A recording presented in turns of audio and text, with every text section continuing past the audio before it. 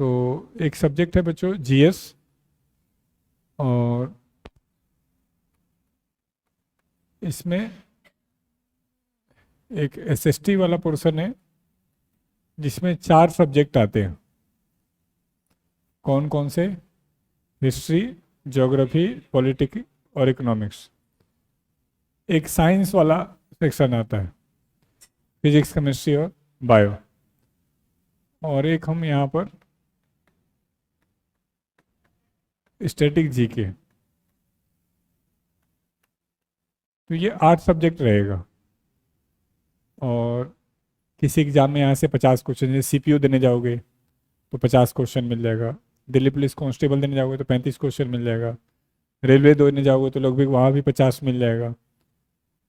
Assistant commandant या CDS कुछ देने जाओगे तो सिलेबस लगभग सेम रहेगा। क्वेश्चन का लेवल अप या डाउन हो जाएगा। तो हम बिल्कुल जीरो से शुरू करके हाई लेवल तक लेके चलेंगे। यहाँ हम सारे अलग अलग टीचर्स होंगे। मैं यहाँ पर बच्चों आपके साथ इकोनॉमिक्स डिस्कस करूँगा। तो एक हेडिंग डाल लीजिए।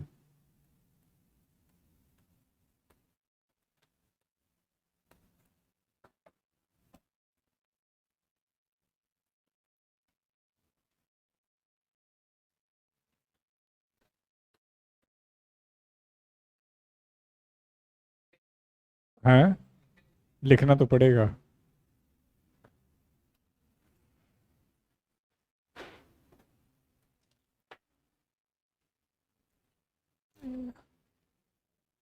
फादर ऑफ इकोनॉमिक्स कौन है बच्चों? Adam Smith.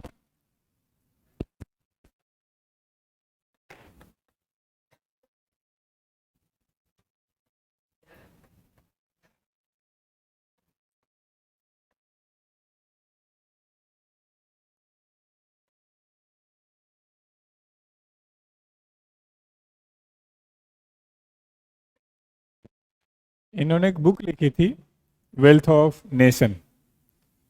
और इसी बुक से मानते हैं कि इकोनॉमिक्स की शुरुआत हुई। तो यहाँ पर एक चीज़ और हम लिख सकते हैं कि इस सब्जेक्ट का फादर कौन है। जैसे क्या हिस्ट्री का फादर आपको पता है? तो आपने बताया हेरोडोटस।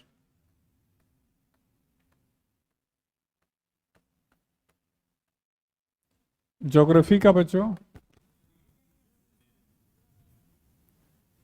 कोई सही बता रहा है?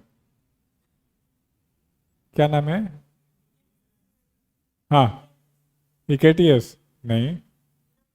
हाँ, अब ठीक है।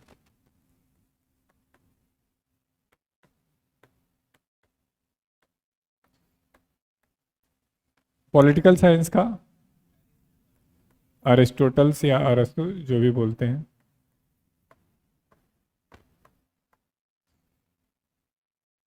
और पॉलिटिकल इकोनॉमिक्स का आपने बता ही दिया। फिजिक्स का न्यूटन।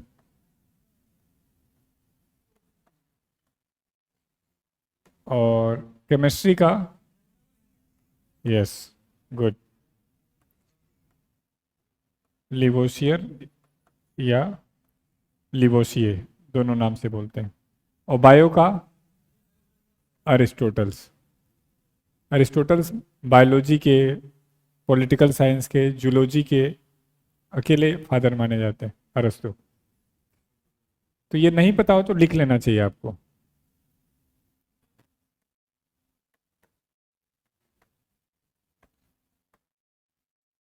मैथ का फादर कौन है?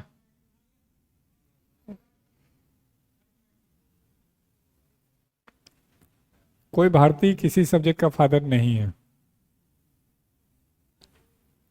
कोई भारतीय किसी सब्जेक्ट का फादर नहीं है। अब बताइए। हाँ, मैथ के फादर आर्किमिडीज हैं। इनको जनरली हम लोग फिजिक्स विजिक्स में पढ़ेंगे थोड़ा बहुत।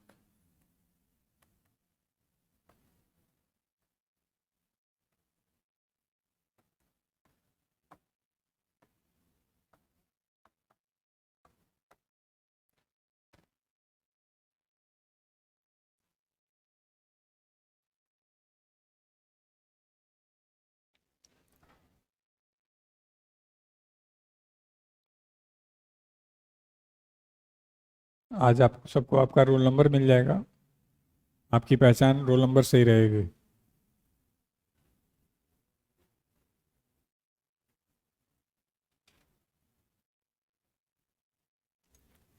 आपके एग्जाम में ये सब नहीं है कि इकोनॉमिक्स क्या है, इकोनॉमिक्स के टाइप्स क्या हैं, इस तरीके की चीज़ें नहीं, तो हम उस पर जाएंगे भी नहीं। एक मोटा मोटी थोड़ा बहुत आप जानते होंगे इकोनॉमिक्स में क्या होता है। तो इकोनॉमिक्स में कुछ चीज़ों पर डिस्कशन होता है, बजट पे, टैक्स पे, बैंक पे, नेशनल इनकम पर। तो एक बार हम चैप्टर्स के नाम लिख देते हैं तो इससे आपको समझ में आ जाएगा इकोनॉमिक्स मेनली क्या है। तो इन सब्जेक्ट का लिख लिए होंगे, तो एक हेडिंग डालिए टॉपिक क्या क्या है इकोनॉमिक्स में जो हम पढ़ने वाले हैं। और हम टॉपिक का नाम वैसे ही लिखेंगे जैसे जैसे हम चैप्टर को पढ़ाते जाएंगे। तो सबसे पहला चैप्टर आप लिखिए टैक्स, कर।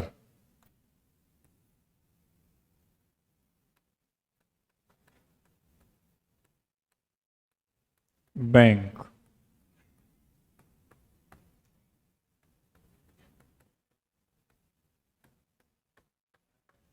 नेशनल इनकम, राष्ट्रीय आय,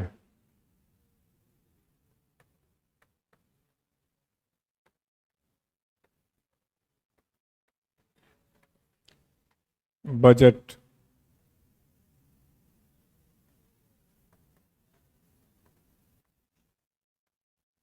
inflation,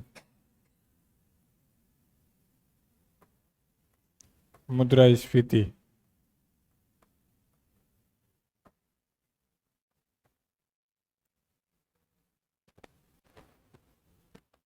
unemployment,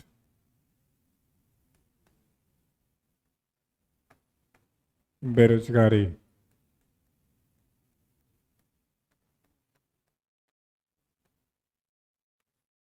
demand and supply,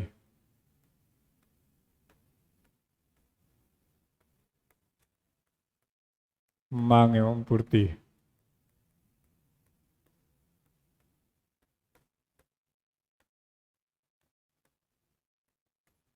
cost, लागत,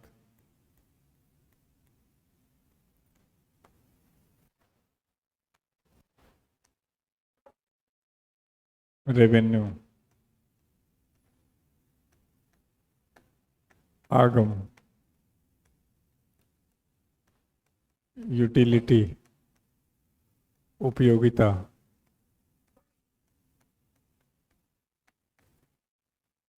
मार्केट,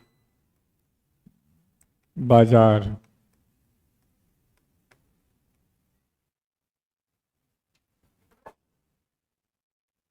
बैलेंस ऑफ पेमेंट,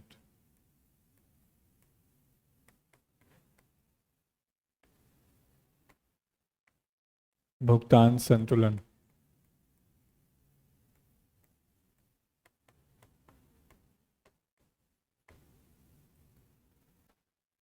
कोई चैप्टर जो आप जानते हो और नाम ना आए तो बता सकते हैं।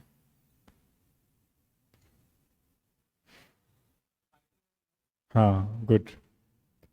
प्लानिंग,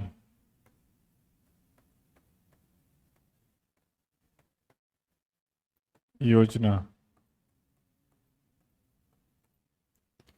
और कोई चैप्टर आप जानते हो ना आया? आ जाएगा, बैंक में आ जाएगा।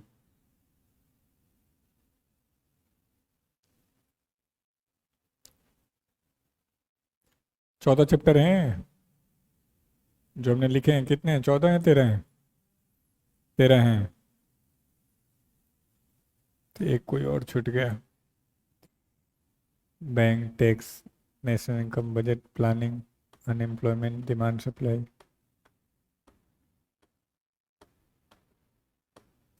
1 2 3 4 5 6 7 8 9 10 11 12 13। 13 ही है।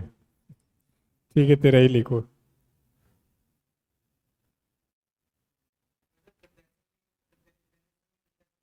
कौन सा? यार ये तो आएगा, अंडरस्टूड है। सब सब।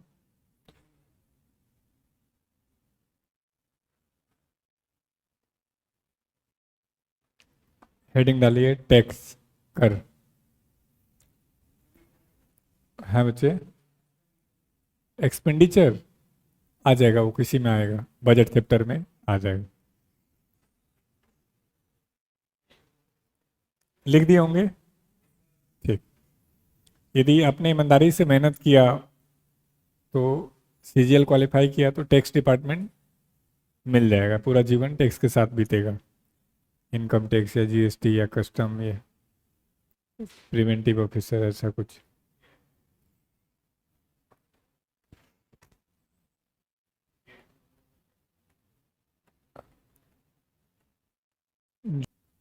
चलो बताओ, टैक्स क्या होता है, कर किसे कहते हैं?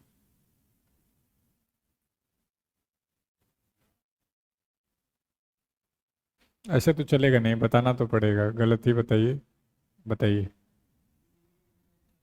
किसी भी चीज़ पे टैक्स लगना टैक्स होता है, यस, गुड।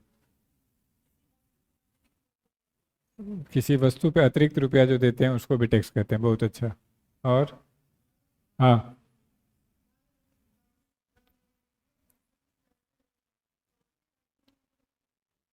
जो सरकार सुविधा देती है तो उसके बदले में जो चार्ज करती है उसको फी कहते हैं।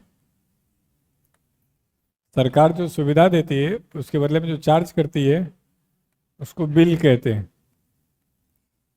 और जब कोई ये नहीं देता है टाइम पर तो उस पर फाइन लगाते हैं। तो ये चार वर्ड हैं। जैसे आपने गुरुकुल को यहाँ पे क्या दिया है, फी। क्यों? क्योंकि आपको सर्विस चाहिए।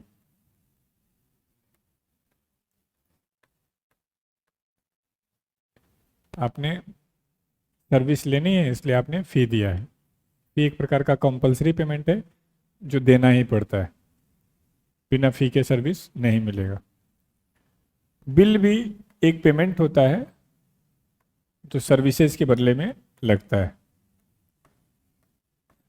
बस अंतर ये है, ये बिफोर देते हैं आप। ट्यूशन फी, कोचिंग फी, हॉस्पिटल फी, ये जनरली आप आफ्टर देते हैं।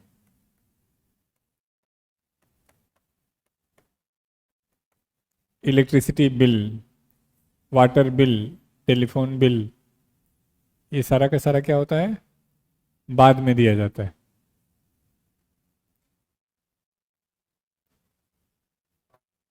फाइन किस लिए लेते हैं? जैसे आप पे भी फाइन लगेगा, शुरू हो गया, हो जाएगा अगले 2-4 दिन में, आप पे भी शुरू हो जाएगा। तो उसका पर्पज क्या है फाइन का? इनकम बढ़ाना? नहीं, नहीं, नहीं, इसका पर्पज होता है लॉ एंड ऑर्डर को मेंटेन करना, कानून व्यवस्था को बनाए रखना। रेड लाइट पे सभी लोग नियम से चलें, एक दूसरे का ख्याल रखें, इसके लिए जो रही है फाइन और चालान कटना चाहिए। अब जैसे हाईवे पे जगह जगह कैमरा लगा दिया है सरकार ने, तो हम लोग कुछ भी हो जाए 100 को स्पीड को पार नहीं करते हैं, गलती से हो जाता है तो हमारे घर ऑनलाइन चलान आ जाता है कि 103 की स्पीड से चला रहे थे। मैं कहा, मैं तो नहीं चलाया। तो उन्होंने कैमरे का लोकेशन भी और देते हैं, फोटो उसमें रहता है।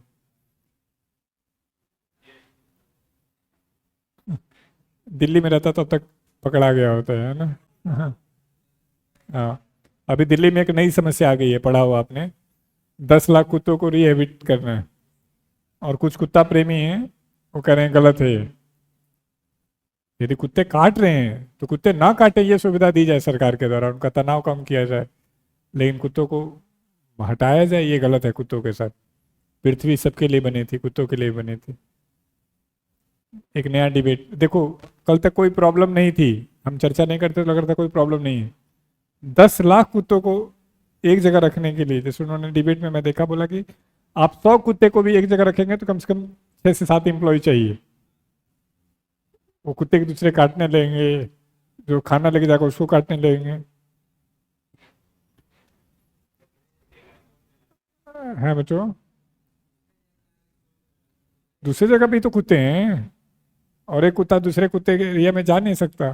ये खैर, तो हमने कहा कानून व्यवस्था को बनाए रखने के लिए फाइन, सुविधा के लिए बिल, सुविधा के लिए थी। अब प्रश्न है टैक्स क्या होता है? इनकम पे लगने वाले टैक्स को इनकम टैक्स कहते हैं। चलो लिखो, tax. Tax is a compulsory payment to the government. कर सरकार को दिया गया अनिवार्य भुगतान है। Compulsory payment to the government, सरकार को दिया गया अनिवार्य भुगतान है। Compulsory payment to the government, सरकार को दिया गया अनिवार्य भुगतान है। बट परंतु बट विदाउट एनी डिमांड, बगैर किसी मांग के। बट विदाउट एनी डिमांड, बगैर किसी मांग के। बट विदाउट एनी डिमांड, बगैर किसी मांग के। मीनिंग क्या है बच्चों? आप टैक्स के बदले में कोई डिमांड नहीं कर सकते।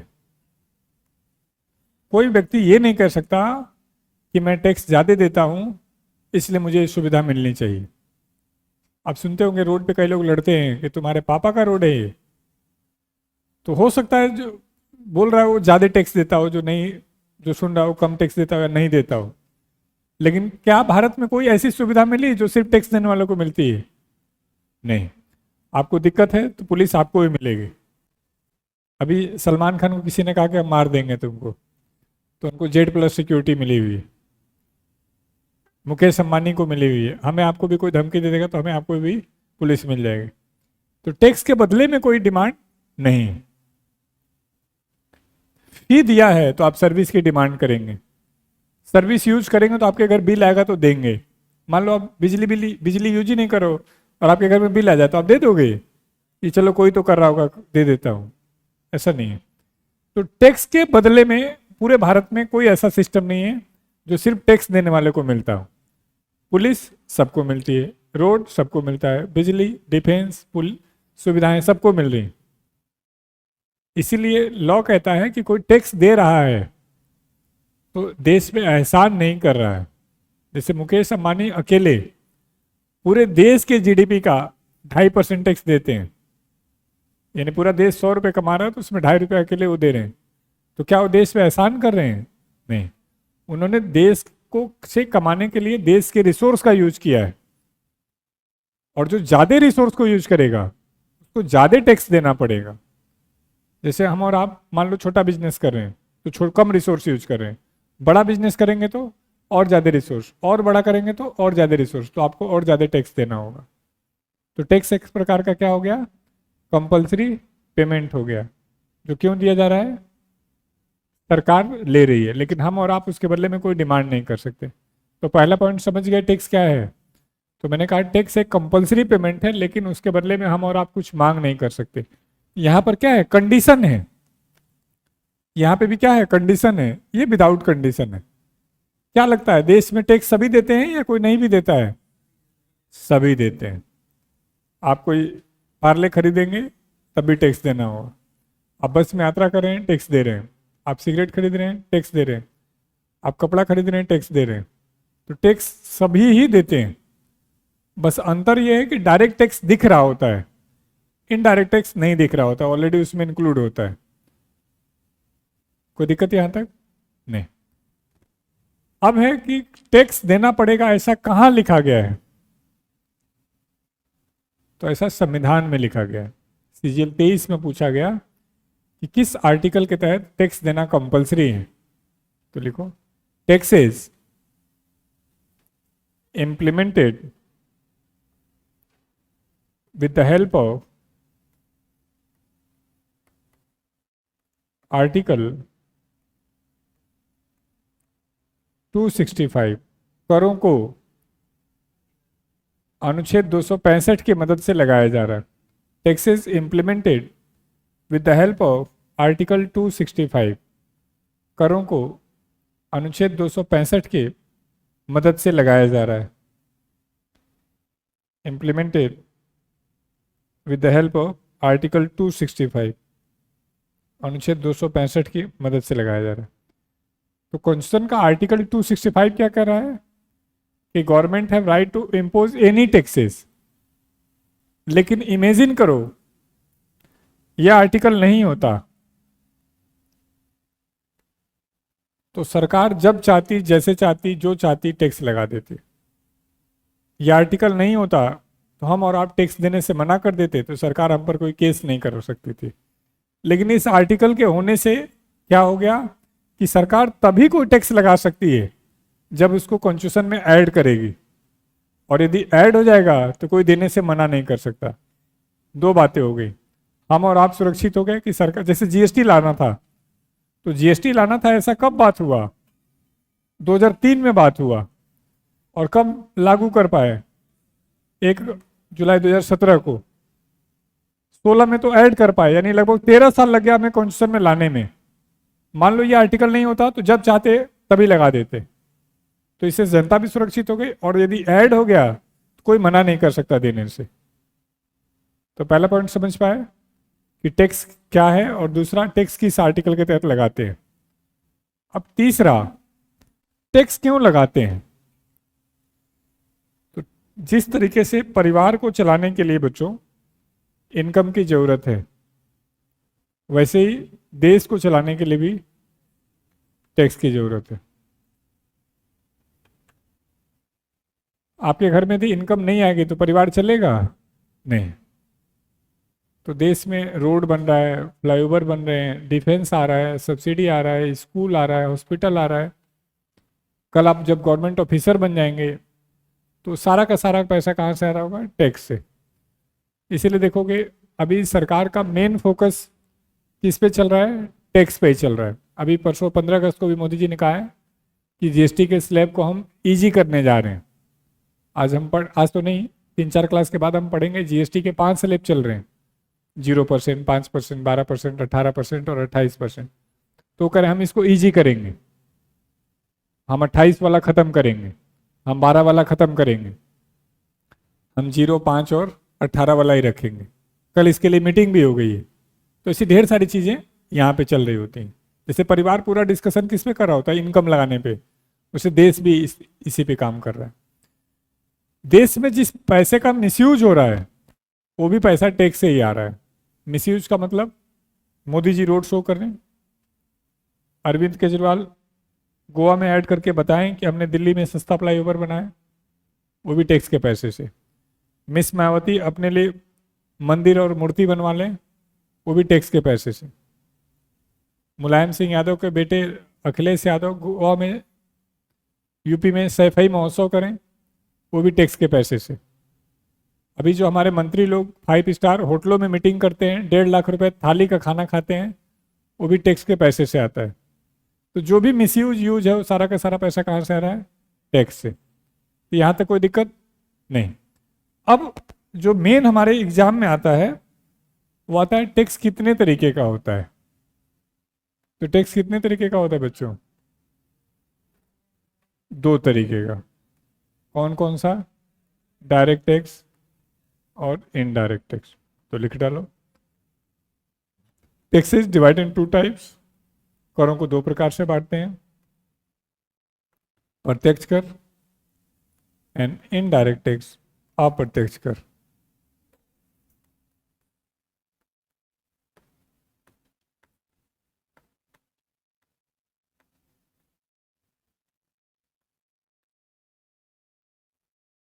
खूब आता है एग्जाम में पहचानने के लिए कि डायरेक्ट टैक्स कौन सा है, इनडायरेक्ट टैक्स कौन सा है, कौन सा सेंट्रल गवर्नमेंट का है, कौन सा स्टेट गवर्नमेंट का है। तो क्या होता होगा बच्चों, डायरेक्ट टैक्स किसे कहते होंगे? कोई बताना चाहते हो? यस, गुड, बहुत अच्छा। ये एक अच्छा एग्जाम्पल है कि डायरेक्ट टैक्स इनकम पे लगता है। बहुत ही बढ़िया। चलो ये भी हम बाद में यूज करेंगे ट्रिक के लिए। चलो अब लिखना नहीं है, थोड़ा समझना है। सिंपल सा मतलब है, जब कोई टैक्स हम डायरेक्ट सरकार को दे दें तो क्या कहलाएगा? Direct tax. जैसे आपकी इनकम पे लगा तो आप सीधे अपने अकाउंट से सेंट्रल गवर्नमेंट के अकाउंट में ट्रांसफर करते हो। इनडायरेक्ट क्या होता है? जब आप किसी और के थ्रू सरकार तक पहुंचा है। जैसे आप सिनेमा देखने गए तो एक तरीका था कि आपके घर सरकार नोटिस भेजती कि आप इतने तारीख को इतने बजे इनके साथ इस सिनेमा हॉल में शो देखने गए थे, उसका टैक्स दे दीजिए। अब मान लो नोटिस पापा जी पा गए कि बेटा ऐसी मूवी भी देख रहे हो। अब बोला नहीं नहीं, मैं तो ऐसे सिनेमा हॉल में नहीं जाता हूँ जहाँ ऐसा मूवी लगता है, ऐसे रास्ते से नहीं गुजरता हूँ। पापा ने कहा कि सरकार को कि ऐसा करो, प्रूफ करो पहले कि मेरा ही बेटा था वहाँ। तो सरकार के लिए मुश्किल होता नहीं होता होता। तो सरकार ने क्या किया, सिनेमा वाले को कहा कि ऐसा करना, जब टिकट लेना तो उसमें टैक्स जोड़ के ले लेना और हमको दे देना। रेस्टोरेंट में भी यही तरीका है, जाते हो खाना खाते हो, रेस्टोरेंट अलग देते हो, आगे चला जाता है, यहीं पे टैक्स चोरी हो जाएगा। अब तो खैर ऑनलाइन हो गया तो काफी चीजें इजी हो गई सरकार के लिए, नहीं तो कैश में पैसे देते थे तो बड़ी दिक्कत होती थी।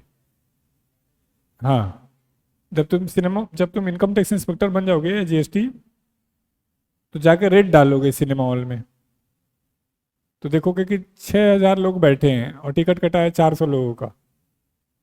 अब तुमको गुस्सा आ जाएगा कि तुम देश को लूट लेना चाहते हो, बर्बाद कर दोगे देश को, तुम्हारे जैसे लोगों की वजह से देश का विकास नहीं हो रहा है, मैं तुम्हारा सिनेमा हॉल बंद करा दूंगा। अब उन्होंने तुमको 5 लाख रुपए दे दिए, तुमको और गुस्सा आ गया कि तुम हमको करप्टेड समझते हो, हम ऐसे ही लग गए, हम बिना मोबाइल के रह के लगते थे। जब पूरा देश राखी मना रहा था तब मैं कोर्स कर रहा था, मैं तुम्हारा सिनेमा हॉल बंद करा दूंगा। अब वो समझ गया कि 5 लाख में नहीं मानेगा। जाते समय तुमने 12 लाख रुपए लिए और धमकाया कि ये गलत है, ऐसे नहीं चलता है, और 15 दिन बाद फिर आऊंगा। इसलिए लोग तैयारी कर रहे हो कि तुम चोरी भी करोगे, बेईमानी भी करोगे, तब भी लोग तुमसे डरेंगे कि हाँ सर सर समझदार हैं। इसका दो मतलब हुआ, ज्यादा टैक्स चोरी के चांसेस कहाँ हैं, इनडायरेक्ट में, क्योंकि ये किसी और के थ्रू जा रहा है, तो वो यदि रिकॉर्ड नहीं मेंटेन करेगा तो गड़बड़ हो जाएगा। इसीलिए सरकार क्या करे बार बार कि ऑनलाइन ट्रांजैक्शन करिए, ऑनलाइन करिए, ताकि वो रिकॉर्ड में आता चला जाए, रिकॉर्ड में आता चला जाए। बिल लीजिए, सुना होगा बिल लेना जरूरी है, तो दुकान वाला कहता है कोई बात नहीं, घर की तो बात है, लेकिन वो आपको थोड़ा सा छूट मिल जाएगा, लेकिन लॉन्ग टर्म में आपको नुकसान होता है। खैर भाई बाहर ही रहो यार, इतने लोग आ रहे हो मिनिमम। अच्छा चलो चलेगा। तो पहला पॉइंट लिखो डायरेक्ट टैक्स में, when directly paid to government is known as direct tax. जब सरकार को सीधे भुगतान किया जाता हूं is known as direct tax, प्रत्यक्ष कर कहलाता है। When directly paid to government, जब सरकार को सीधे भुगतान किया जाए, प्रत्यक्ष कर कहलाता है। When directly paid to government, अभी देखेंगे क्या मतलब है इस बात का। डायरेक्टली हमने पे कर दिया, paid to government, directly paid to government. और इनडायरेक्ट में अच्छा ध्यान रखना, दोगे आप ही, सिनेमा में आप गए हो तो आप ही दोगे, मूवी खाना खाने आप गए हो तो आप ही दोगे, ऐसा नहीं किसी और के थ्रू देना है, कोई और देगा, देगा वही जो कंज्यूम कर रहा है। बस जब डायरेक्ट दे रहे हैं तो डायरेक्ट टैक्स, जब किसी और के थ्रू दे रहे हैं तो इनडायरेक्ट। जैसे कुछ बुकों में लिख दिया कि बर्डन किसी और पे हो, बियर कोई और करता हो, नहीं, वो गलत है। सिनेमा में जो जाएगा वही देगा, जो पढ़ने जाएगा वही देगा। अब लिखो indirect, when indirectly paid to government, जब सरकार को अप्रत्यक्ष रूप से भुगतान किया जाए। इनडायरेक्टली पेड टू गवर्नमेंट, सरकार को अप्रत्यक्ष रूप से भुगतान किया जाए।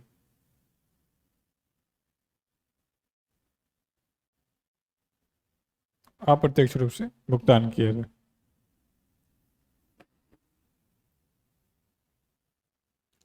ये तो वो डिफिनेशन, ये नहीं आता एग्जाम में। एग्जाम में क्या आता है वो सीखते हैं।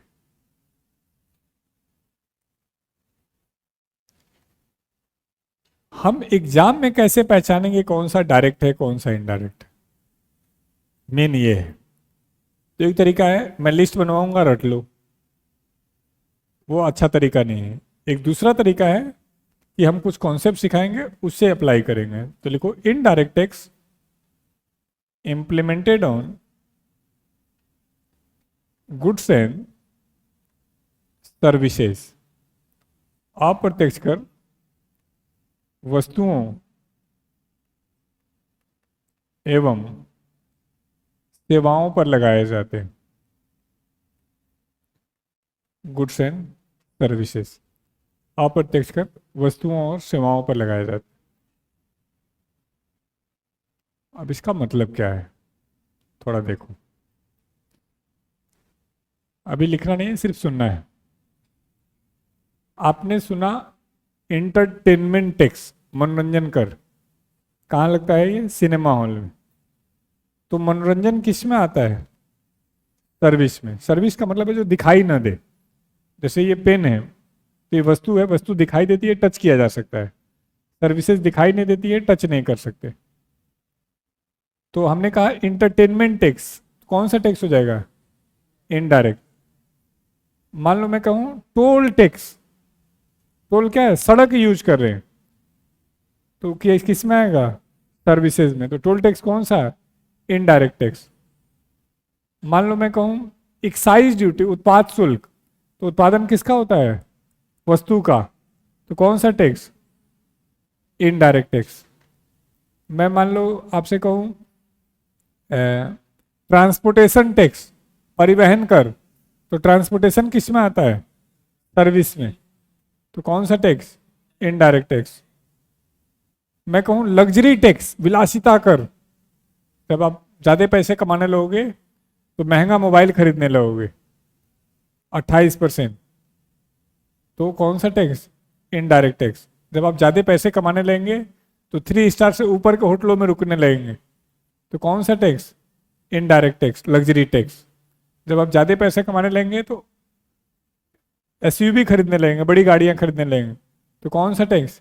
Indirect tax. तो जितने टैक्स वस्तु या सेवा पे लगेंगे वो सारे के सारे इनडायरेक्ट। तो जब भी एग्जाम में कोई टैक्स का नाम दे तो आपको दिमाग से बस पूछना है कि वस्तु है सेवा है। यदि वस्तु या सेवा है तो वो इनडायरेक्ट। जैसे मान लो मैं बोलूं एडवर्टीजमेंट टैक्स, विज्ञापन, तो विज्ञापन वस्तु है सेवा है? सेवा है, तो कौन सा टैक्स हो जाएगा? Indirect tax. मैं मान लो बोलूं जीएसटी, तो जीएसटी शर्ट खरीद रहे हैं तो लग रहा है, कोचिंग में जा रहे हैं तो लग रहा है, तो कौन सा? Indirect tax. मैं मान लो बोलूं भूमि कर, लैंड रेवेन्यू, भूमि कर, तो भूमि वस्तु है सेवा है? वस्तु है। बना सकता है तुम भूमि को? नहीं। नेचुरल चीजों को तो आप रख ही नहीं सकते किसी चीज में। तो लिखो इसमें direct tax implemented beyond goods and services,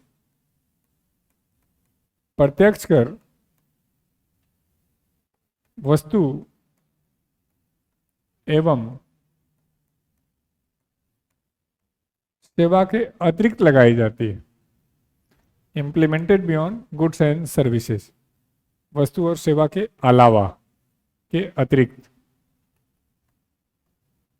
यानी जो वस्तु सेवा नहीं है उस पर लगने वाला टैक्स कौन सा? Direct tax. वस्तु सेवा नहीं है का मतलब क्या है? Property tax. प्रॉपर्टी वस्तु सेवा है? नहीं। इनकम टैक्स, जैसे उस बच्चे ने बोला था, तो कौन सा टैक्स? Direct tax. तो आपको एग्जाम में पहचानना है बस कि वस्तु या सेवा है, यदि वस्तु सेवा है तो इनडायरेक्ट, और वस्तु सेवा नहीं है तो डायरेक्ट। ये तो है ट्रिक। अभी जब मैं लिस्ट बनाऊंगा तो आपको थोड़ा बहुत समझ में आने लगेगा। चलो एक पॉइंट और बताओ, सोच के बताओ, अच्छा टैक्स कौन सा है, डायरेक्ट या इनडायरेक्ट? अच्छा टैक्स का मतलब है जो योग्य हो उसी पे लगे, सब पे ना लगे। डायरेक्ट, जैसे अभी आपने सीखा इनकम टैक्स। क्या आप लोग आज के डेट में इनकम टैक्स दे रहे हैं? नहीं। लेकिन बच्चों आज के डेट में जीएसटी दे रहे हैं, नहीं दे रहे हैं? दे रहे हैं। तो आज के डेट में ये टैक्स क्यों नहीं लग रहा है? क्योंकि अभी आपकी इनकम नहीं है। तो कितना अच्छा बात है, नहीं है तो नहीं है। कब, कल जब कम इनकम होगी तो कम इनकम टैक्स होगा, ज्यादा इनकम होगी तो ज्यादा टैक्स होगा। अब कोई गरीब व्यक्ति बस में यात्रा करे, अमीर व्यक्ति बस में यात्रा करे, दोनों पे टैक्स सेम लग गया, तो गरीब पे ज्यादा बर्डन पड़ा नहीं पड़ा? आप ही में से बच्चों, कुछ बच्चों के लिए 10,900 इकट्ठा करना बहुत टफ टास्क होगा, और कुछ परिवार के लिए 10,900 कुछ भी नहीं होगा। तो जिस परिवार के लिए 10,900 टफ टास्क है, उसके साथ तो इनजस्टिस हो गया। तो एक पॉइंट लिखो, direct tax is known as good tax. प्रत्यक्ष कर को अच्छा कर कहते हैं, is known as good tax, अच्छा कर कहते हैं। बिकॉज, क्योंकि,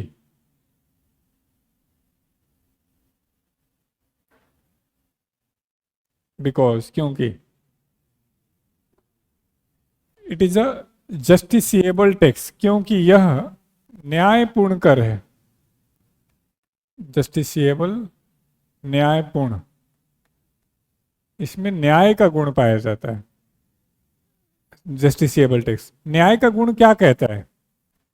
कि मान लो ये बच्चा कमजोर है तो इसको ज्यादा पढ़ाया जाए, कोई ठीक है तो उसको कम पढ़ाएंगे भी तो चलेगा। यह है न्याय का गुण। इक्वलिटी का गुण क्या है? सबको बराबर पढ़ाया जाए। तो देखने में तो अच्छा लग रहा है, लेकिन क्या वो एक्चुअल में अच्छा है? नहीं। ये अच्छा है, no income no income tax, low income low income tax, high income high income tax. ये नहीं, ट्रांसपेरेंसी तो दोनों में है। बता के ही ले रहे हैं, बिना बताए थोड़ी नहीं ले रहे हैं। नहीं बता के लेते तब आप कहते ट्रांसपेरेंसी नहीं है। हमने तो आपको बताया कि आप कोचिंग करने आएंगे तो 18% सरकार आपसे जीएसटी लेगी। हम आपसे क्यों नहीं लेते हैं? हॉस्टल पे जीएसटी नहीं लगता, इसलिए हम नहीं लेते हैं। जिस दिन भारत सरकार हॉस्टल पे जीएसटी लगाने लगेगा, हम लेने लगेंगे। तो हमने कहा प्रत्यक्ष कर कैसा कर है? गुड टैक्स है, अच्छा कर है, ये न्याय का गुण पाती है। खुद सोच के देखो, कोई गरीब व्यक्ति दिन भर भीख मांगता है और शाम को दारू पी खरीद रहा है, और कोई व्यक्ति कमा के दारू खरीद रहा है, तो किसके साथ गलत हुआ है? जो दिन भर भीख मांगा उसने ज्यादा मेहनत की है, और दोनों पे सेम टैक्स लगा दिए, तो गलत है नहीं है? कम से कम भिखारी आदमी को तो छोड़ दो। चलो हम मान लेते हो दारू नहीं पीता है, वो तेल खरीदता है सब्जी बनाने के लिए, वो चावल खरीदता है खाने के लिए, तो उस पर टैक्स लग जा रहा है, तो ये तो गलत है। ऐसा मैं नहीं कह रहा, ऐसा इकोनॉमिक्स कह रहा है, क्योंकि मेरा तो अलग मानना है और आपको भी मानना पड़ेगा। प्रकृति हमेशा कमजोर को सताती है, वीर वीर पुरुषों का सम्मान करती है। आप अपने समाज में, अपने लाइफ में भी देख लेना, यदि आप मजबूत रहोगे, प्रगति करते चले रहोगे। अब तुम्ही में से जिसका इम्यून सिस्टम गड़बड़ होगा, थोड़ा सा सीजन चेंज खांसी शुरू हो जाएगा, थोड़ा सा सीजन चेंज बुखार हो जाएगा, और जिसका ठीक है उसको कोई दिक्कत नहीं। अब जब बुखार होगा तो पढ़ाई कम करेगा, तो पढ़ाई में भी कमजोर होगा, पढ़ाई कमजोर करेगा तो रिजल्ट में भी कम आएगा। तो प्रकृति क्या करे, दोष निकाल रही है कमजोर आदमी में। इकोनॉमिक्स नहीं मानता है, कहता नहीं नहीं ऐसे नहीं होना चाहिए। तो लिखो इनडायरेक्ट टैक्स, अप्रत्यक्ष कर, इज नॉन जस्टिसिएबल, यह अन्यायपूर्ण कर है। नॉन जस्टिसिएबल, अन्यायपूर्ण कर है, नॉन जस्टिसिएबल, इसमें अन्याय का गुण पाया जाता है। नॉन जस्टिसिएबल, अन्याय का गुण पाया जाता है।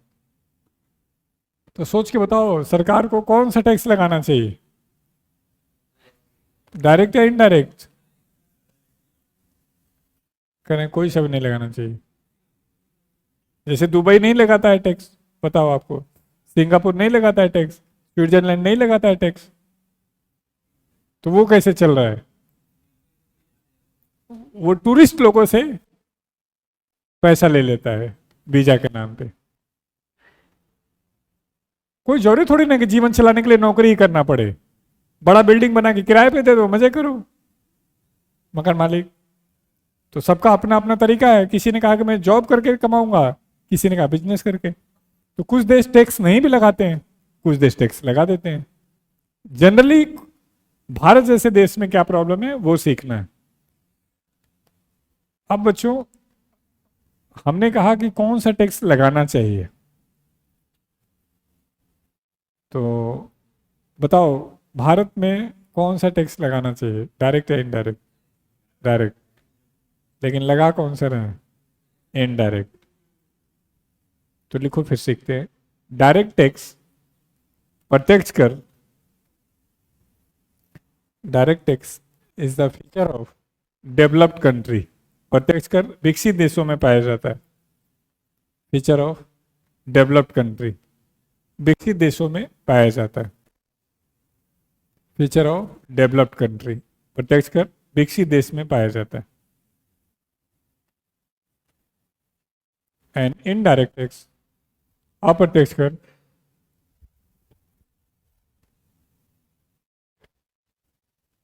इज द फीचर ऑफ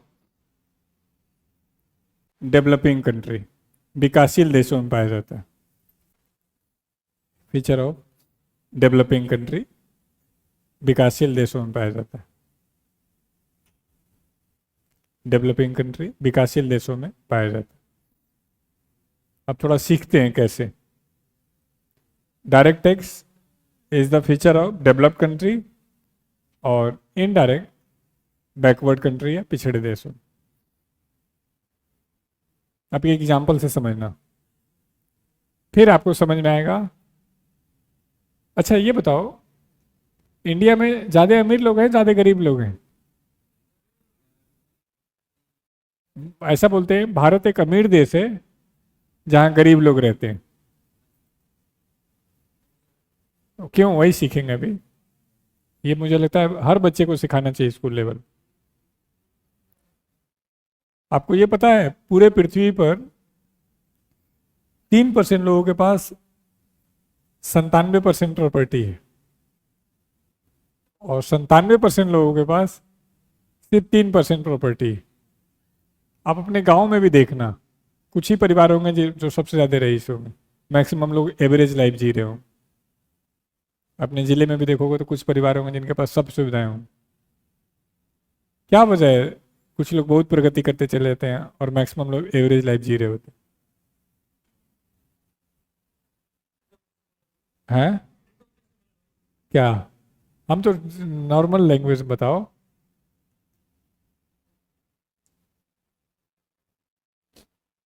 तुम में से सबसे पहले पता है कौन भागेगा यहाँ से? जिसके घर में जॉब की सबसे ज्यादा जरूरत होगी, जिसके घर वालों ने बड़ी मुश्किल से फीस दिया होगा और जिसके घर में सब कुछ भरा पूरा होगा और लास्ट तक रहेगा, खूब मेहनत करेगा और पढ़ के लेके नौकरी निकल जाएगा। ये समझ में आ जाएगा गेम तो ये समझ में आएगा क्यों 97% लोग एवरेज लाइफ जी रहे हैं और क्यों 3% लोग 97% प्रॉपर्टी के मालिक बने हुए। तब तक तुम भी अपना दिमाग लगाओ, मैं सिखाता हूँ। डेवलप्ड कंट्री क्या करेगा कि मान लो तुम 100 रुपये कमाए, नहीं पहले डेवलपिंग का सीखते हैं। तुम 100 रुपये कमाए, तुमने 20 रुपया इनकम टैक्स दिया, 80 रुपये लेके घर गए। अब इस 80 रुपये से तुम शूज खरीदोगे तो तुमसे टैक्स लिया जाएगा, तुम क्लॉथ्स खरीदोगे टैक्स लिया जाएगा, तुम मूवी के लिए जाओगे टैक्स लिया जाएगा, तुम बच्चे के एजुकेशन के लिए जाओगे टैक्स लिया जाएगा, तुम हेल्थ के लिए जाओगे टैक्स लिया जाएगा, तुम कुछ भी कर लो टैक्स लिया जाएगा। दिक्कत ये नहीं है टैक्स लिया जाएगा, दिक्कत ये है कि जब मैं कमाया था उस पर टैक्स ले लिए थे, अब जो बच गया उससे फिर कुछ ले रहा हूं फिर टैक्स लगा रहे हो। ये तो गलत है। नहीं कह रहे नहीं हम लेंगे, चलो मान लेते हैं कि आप टैक्स लोगे।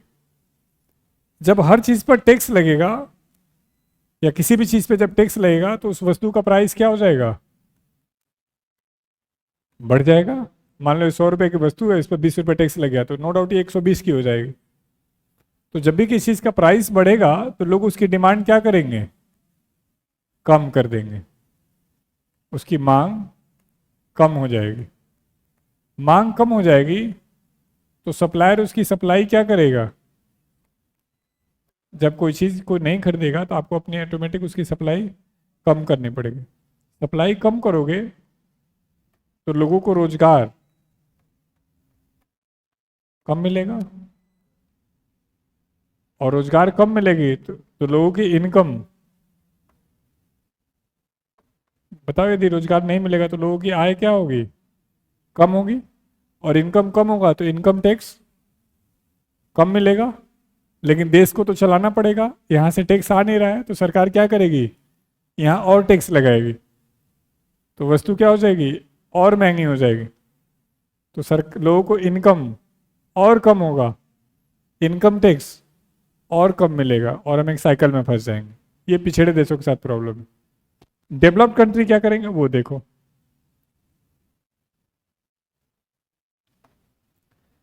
100 रुपये कमाओगे, सरकार तुमसे 20 रुपये टैक्स लेगी, 80 रुपये लेके जाओगे। अब इस 80 रुपये से तुम मोबाइल खरीदोगे, कोई टैक्स नहीं। हेल्थ के लिए जाओगे, कोई टैक्स नहीं। शूज़ खरीदोगे, कोई टैक्स नहीं। मेडिसिन लोगे, कोई टैक्स नहीं। इंश्योरेंस करवाओगे, कोई टैक्स नहीं। हैं, ये डेवलप्ड कंट्री है ना भाई, अमीर देश है। तुम अमीर रहोगे तो तुम्हारे पापा तुम्हारे अकाउंट में 50,000 दे के रखेंगे। हम लोग के जैसे नहीं, पापा 500 और भेज दो, पापा 300 भेजेंगे। हम अमीर देश की बात कर रहे हैं। ये जो मोबाइल है ये मैंने जर्मनी से मंगाया हुआ, तो ये मुझे मिला था 92,000 रुपये का, और उसमें इंडिया में इसकी कीमत 1,46,000 47,000 थी। तो 60,000 क्या था, टैक्स था। तो सोच के देखो, सेम मोबाइल जर्मनी के व्यक्ति को 50,000 कम में मिल रहा है और यहाँ पर मुझे महंगा मिल रहा है। तो ऑटोमेटिक लोग कहाँ खरीदना पसंद करेंगे, जर्मनी में। क्योंकि सबके पास वो सुविधा नहीं है, तो और लेना है तो ऑटोमेटिक महंगा में खरीदना पड़ेगा। तो आपने सुना होगा लोग अमेरिका से घड़ी मंगाते हैं, मोबाइल मंगाते हैं, वो यही गेम है। वहाँ वस्तुओं पर टैक्स लगता ही नहीं है। तो जब टैक्स नहीं लगेगा तो नो डाउट उसका प्राइस क्या होगा, कम।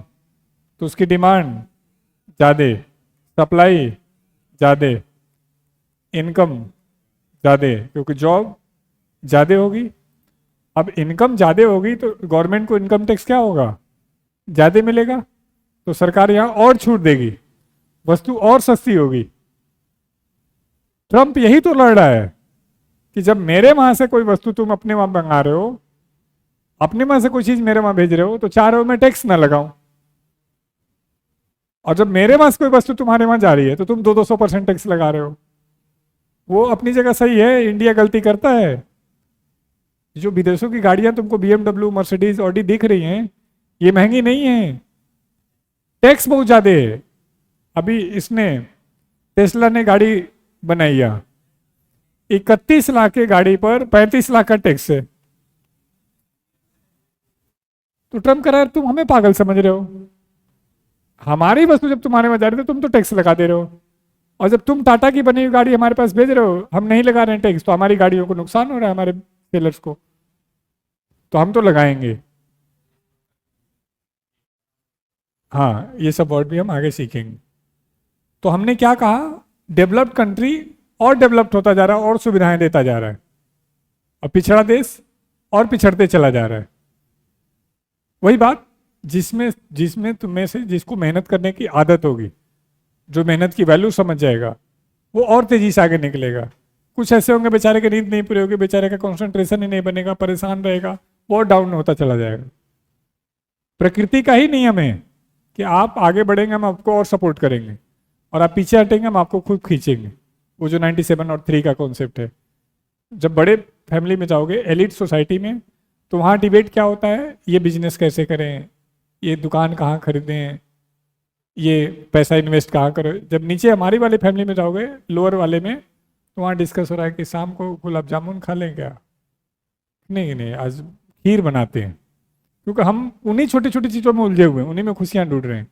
यहाँ डिस्कशन ही अलग चल रहा है, और इसलिए उस बच्चे का ग्रोथ का लेवल अलग है। तो हमें उस पर नहीं जाना है। हमने बस एक पॉइंट सिखाया कि क्यों भारत जैसे देश इनडायरेक्ट टैक्स लगा रहे हैं, पीछे हैं, क्यों डेवलप्ड कंट्री आगे निकलते चले जा रहे हैं। क्योंकि यहाँ देश चलाना है, पैसा तो चाहिए ही चाहिए। यहाँ तो ऑलरेडी अच्छी स्थिति है, थोड़ा सा कम भी आएगा तो चलेगा। प्रॉब्लम यहाँ खत्म नहीं, प्रॉब्लम और भी है। जब बच्चों ढेर सारा टैक्स लगेगा तो नो डाउट सरकार के पास ढेर सारा पैसा आएगा, लेकिन ढेर सारा टैक्स कलेक्ट करने के लिए ढेर सारा ऑफिसर, ढेर सारा पेपर वर्क, ढेर सारा चोरी, ढेर सारा खर्चा। तो सरकार का 70 रुपये खर्चा हो गया, मिला कितना? 130 रुपये। यहां सिर्फ एक ही टैक्स लग रहा है, तो नो डाउट थोड़ा कम पैसा आएगा। मान लेते 150 रुपये आया, लेकिन डिपार्टमेंट छोटा, पेपर का खर्चा कम, टैक्स चोरी कम, तो सरकार का 20 रुपये खर्चा हुआ। सरकार को कितना मिला? 130। तो ध्यान से देखो, यहां लोगों पे बर्डन ज्यादा पड़ा और गवर्नमेंट को टैक्स कम मिला। यहां लोगों पे बर्डन कम पड़ा है, फिर भी गवर्नमेंट को टैक्स ज्यादा मिला है। तो ये डेवलप्ड कंट्री का मॉडल है। और भारत जैसे पिछड़े देशों के साथ प्रॉब्लम क्या है कि वो ऑलरेडी उलझे हुए हैं बाकी चीज़ों में। हम आगे चल के सिखाएंगे कि भारत में लोन इतना ज़्यादा है, कर्जा इतना ज़्यादा है कि इंटरेस्ट देने में ही नहीं उबर पा रहे हैं। हाँ, तो पी लो। तो अब प्रश्न है कि भारत में ज़्यादा पैसा डायरेक्ट टैक्स से आ रहा है, इनडायरेक्ट टैक्स से आ रहा है? नींद आ रही पूरी है? कोई बात नहीं, बस 2-4 दिन और। हमें पता है हमने तुम्हारे साथ बहुत गलत किया है। नहीं, हमने सबके साथ किया है, लेकिन हम इस वादे के साथ कर रहे हैं कि कुछ समय बाद हम ठीक कर देंगे लाइफ। बड़ी मुश्किल है 16-17 घंटे लगातार पढ़ना। आप मतलब अपने माँ बाप के लिए एक अच्छे आदर्श पुत्र के एग्जाम्पल है, कितना मुश्किल में भी आप झेल रहे हैं। नहीं तो इस एज के लौंडे नहीं सुनते हैं किसी की। रात को नींद नहीं आई होगी ना, जगह बदल गया, ये बेचारा अकेला ही है। हाँ, लिख लो, अराउंड 56% टैक्स, लगभग 56% कर, अराउंड मत सो, 56% tax collected from direct tax in India. Bharat में 56% कर प्रत्यक्ष कर से आ रहा है। 56% tax collected from direct tax in India. 56% कर कहां से आ रहा है बच्चों? प्रत्यक्ष कर से।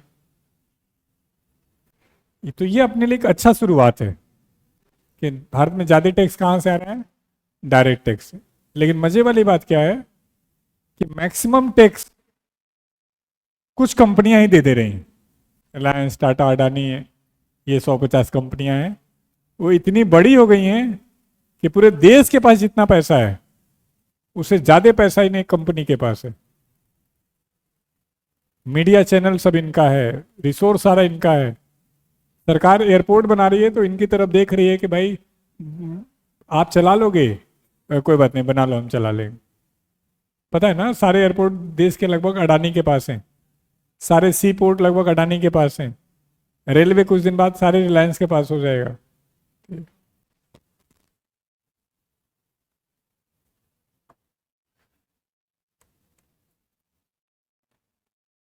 ये तो था जनरल बातें, ये कई बच्चों को नहीं समझ में आए होंगे, और समझ में आएंगे तो मेरे लिए खुशी की बात कि कौन सा टैक्स अच्छा है, कौन सा बुरा है।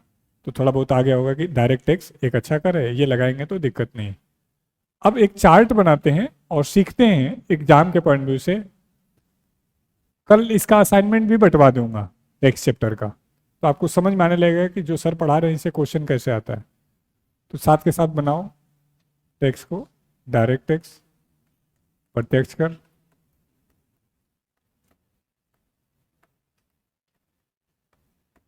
इसमें कुछ कर कौन लगाता है? केंद्र सरकार। और कुछ कर राज्य सरकार। केंद्र सरकार और दूसरा स्टेट गवर्नमेंट, राज्य सरकार।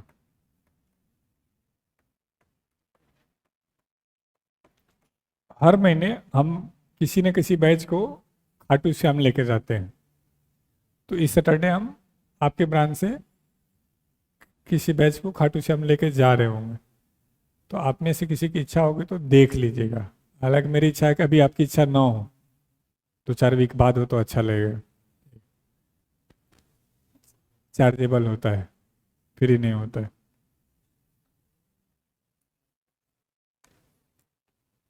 बताओगे सेंट्रल गवर्नमेंट का डायरेक्ट टैक्स कौन कौन सा है? Income tax, good. और टोल टैक्स डायरेक्ट टैक्स है, सोच के बताओ। इनडायरेक्ट है तो अभी सिखाया था।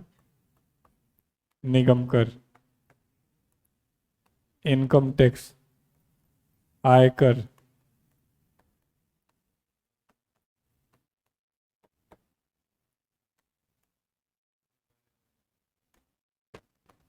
गिफ्ट टैक्स, उपहार कर। ये क्या होता है सब बताएंगे। अरे तो बस आप लिखते चलिए। वेल्थ टैक्स, धन कर। हैं बच्चे? देखते हैं देखते हैं। अब बताओ state government. Property tax, property कर।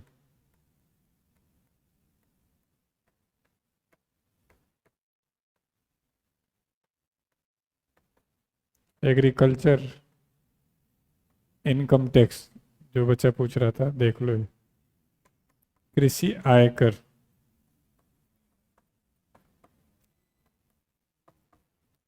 लैंड रेवेन्यू, भूमि कर। लैंड रेवेन्यू, भूमि कर।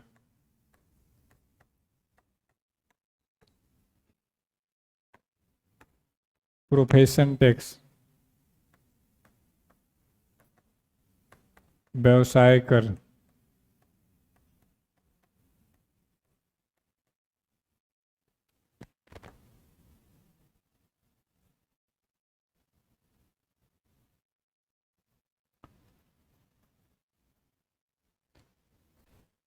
इधर आ जाए, इनडायरेक्ट टैक्स,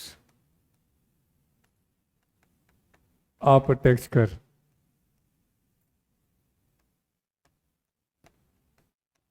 खूब आया हुआ क्वेश्चन यहाँ से, हर एग्जाम में लगभग आ ही जाता है। सेंट्रल गवर्नमेंट, केंद्र सरकार का अप्रत्यक्ष कर।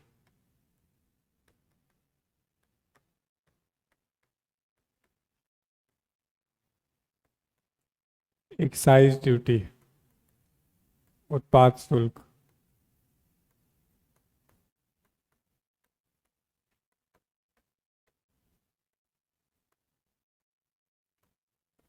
सर्विस टैक्स, सेवा कर।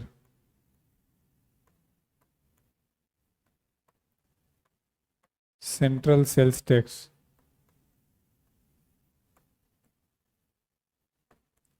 केंद्रीय बिक्री कर।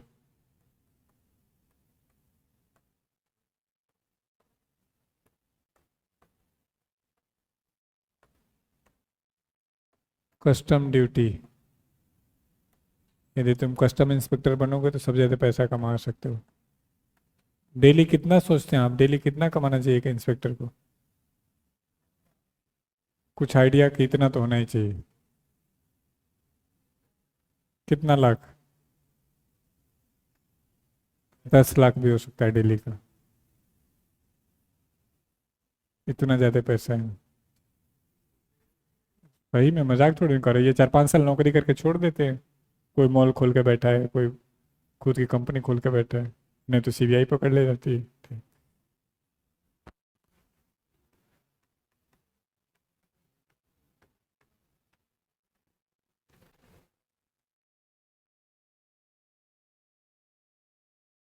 Sales tax. लोग पागल थोड़ी ना, इतनी बड़ी बड़ी नौकरियों के लिए लोग लगे हुए हैं दिन रात एक करके। VAT, value added tax. Hindi वाले फुल फॉर्म इंग्लिश में लिखा करो। मूल्य वर्धित कर, टोल टैक्स, टोल कर।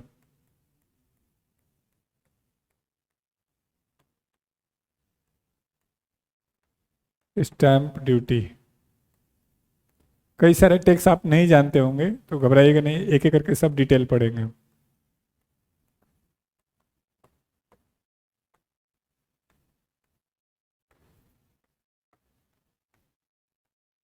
ऑक्ट्रॉय, चुंगी कर,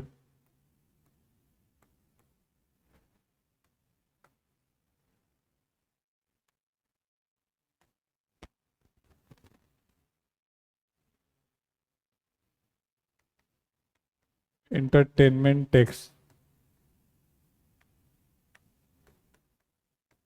मनोरंजन कर,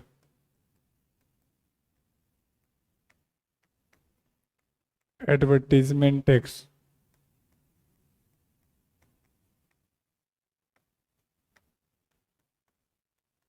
विज्ञापन कर,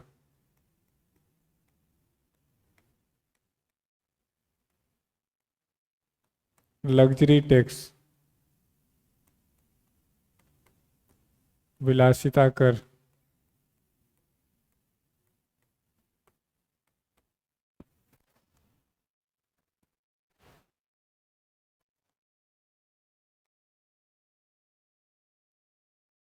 ट्रांसपोर्टेशन टैक्स,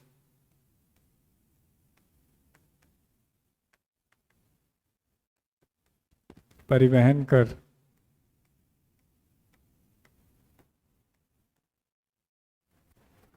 तो ये कुछ टैक्स है जो जनरली आपसे एग्जाम में पूछ लेते हैं।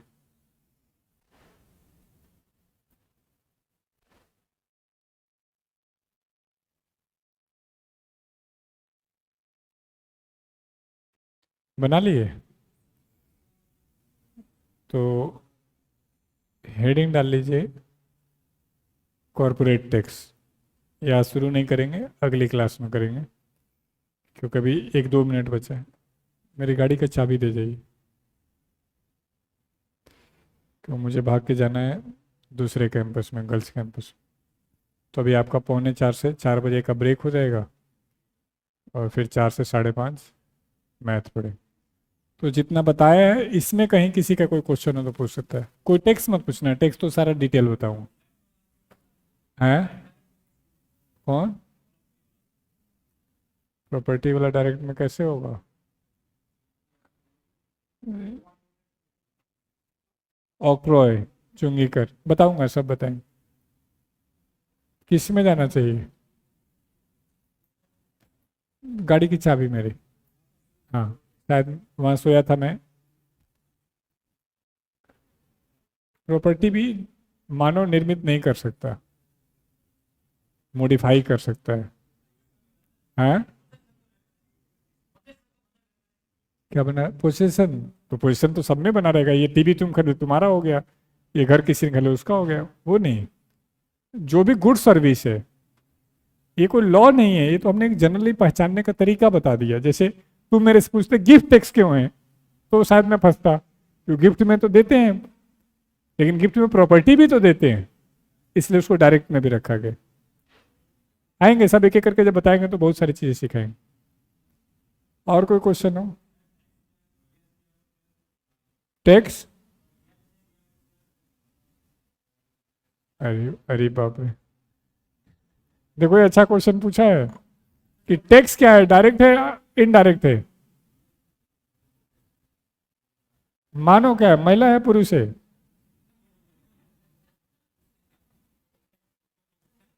तो अब इसको उल्टा कर देते हैं कि महिला पुरुष दोनों मानव होते हैं। तो अप्रत्यक्ष प्रत्यक्ष दोनों कर होते हैं। कुछ कर प्रत्यक्ष होते हैं और कुछ कर अप्रत्यक्ष होते हैं।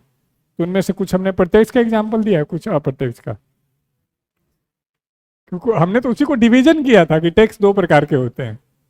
तो ये पूछना कि टेक्स्ट कौन सा है, तो टेक्स्ट दोनों प्रकार का है। हाँ, कोई पार्टिकुलर टेक्स्ट पूछो कि ये टेक्स्ट कौन